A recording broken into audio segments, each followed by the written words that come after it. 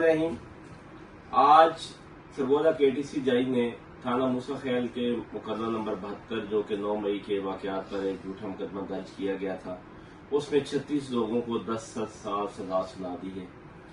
मैं इस मुकदमे के कुछ फैक्ट्स आपके सामने रखना चाहता हूँ। हर मुकदमे की शुरुआत FIR के इंदराज से होती है। ये ऐसा मुकदमा है जिसमें आज तक FIR हम नहीं ढूंढ सके कि ये किस रजिस्टर में दर्ज हुई है। हम इसमें कोई इस्तिगासा पुलिस की तरफ से दिया गया नहीं ढूंढ सके कि कोई एप्लीकेशन दी गई हो और जिसमें मुकदमा दर्ज हुआ हो। इसमें जो गवाहान पेश हुए हैं उन्होंने एक लफ्ज भी नहीं बोला कि कैसे FIR दर्ज हुई है और कैसे ये मुकदमा आगे चला है। जब उनसे पूछा गया कि रजिस्टर कहाँ गया तो वो कहते हैं जल गया। जब उनसे पूछा गया कि कंप्यूटर जो थाने के फ्रंट डेस्क पे होते हैं वो भी जल गए। फिर एक गवाह ने कहा जी हमने प्राइवेट लैपटॉप में FIR दर्ज की है। इससे मुज़क्का खेज कोई कहानी स्टार्ट नहीं हो सकती। यूं मुकदमा आगे चला तो बाकी भी इतने हैरानकुन इसमें और मज़क्का खेज इसमें फैक्ट्स हैं कि ये मुकदमा शायद ऐसा नहीं था कि इसको कोर्ट का टाइम ज़ाया करने के लिए चलाया जाता, लेकिन बहरहाल चलाया गया। गवाहान आए तो वो क्या कहते हैं जी, उसी थाने के गवाहान हैं, उसी के मुलाजिम हैं। वो कहते हैं जी, एक कहता है थाने के 2 गेट थे, दूसरा कहता है थाने का 1 गेट है। फिर उनसे पूछा गया कि थाने के गेट तो खुले थे या बंद थे जब ये मॉब आया है। तो वो तीनों ने अपनी अपनी स्टेटमेंट दी। पहले ने कहा थाने का गेट तोड़ा है इन लोगों ने, पिलर गिराए हैं और अंदर आए हैं। दूसरा कहता है थाने का गेट ही खुला था और तीसरा कहता है कि बड़ा गेट बंद था और छोटा गेट खुला था। फिर बात यहीं तक नहीं, इनसे मजीद डिटेल जब पूछी गई तो ये 200 मीटर दूर खड़े थे और ये सारे कहते हैं कि इलेक्ट्रिसिटी जो है वो डिस्कनेक्ट कर दी गई थी थाने के मेन गेट से। तो भाई रात के 11 बजे आपने कैसे इन लोगों को पहचाना? उनके पास कोई इस बात का जवाब नहीं था। इस थाने की एस्टिमेशन के लिए कि कितना नुकसान हुआ है, SDO बिल्डिंग आता है तो वो क्या कहता है?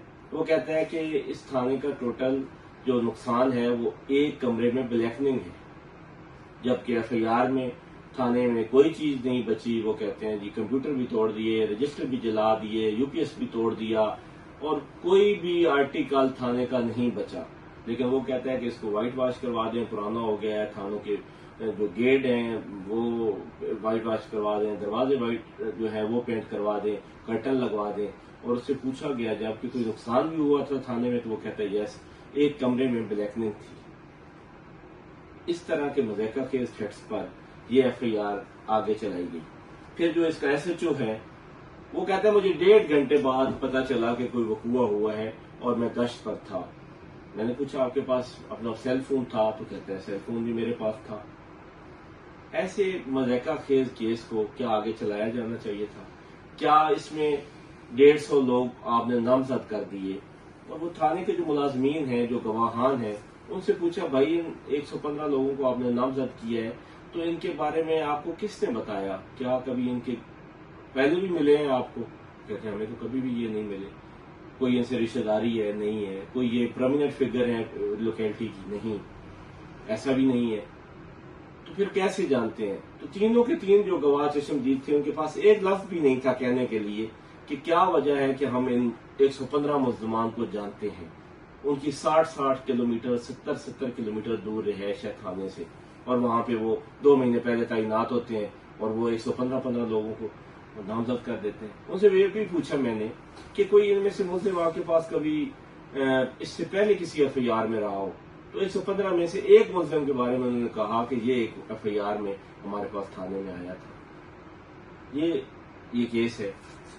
इससे हट के अब इसका मेन जो इस केस में एक ऐसी बात है कि इसके बाद इस केस को फौरन क्लोज कर देना चाहिए था। वो क्या है कि तारिक ठेकेदार नामी एक शख्स है, बमुताबिक FIR जो झूठी ये कहानी बनाई गई कि ये मॉब को लीड कर रहा था। इसके साथ जफरुल्ला और हमजा ये 2 थे और तारिक ठेकेदार का डाला था जिसमें कैने थी, जिसमें पेट्रोल था और वहां से उठाकर इन तीनों ने थाने में पेट्रोल छिड़का और आग लगा दी और उसके बाद लोग हमलावर हो गए और इन्होंने तारिक ने और 2 और लोगों ने फायरिंग शुरू कर दी।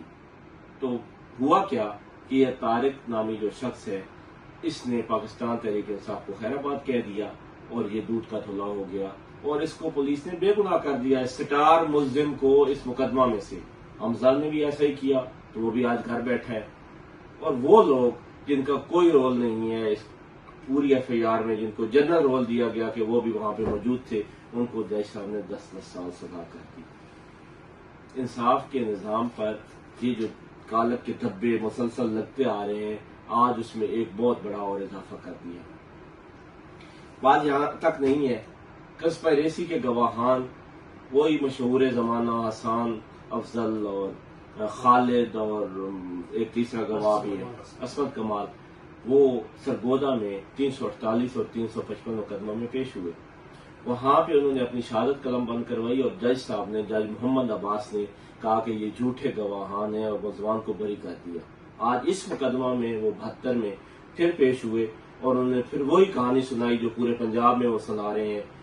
اب ان کی کہانی کیا ہے, سرگودا میں وہ 14 بندوں کو نامزد کرتے ہیں, فیصل آباد میں وہ 15 کو کرتے ہیں, لاہور میں وہ 44 بندے کہتے ہیں کہ اس میٹنگ میں موجود تھے.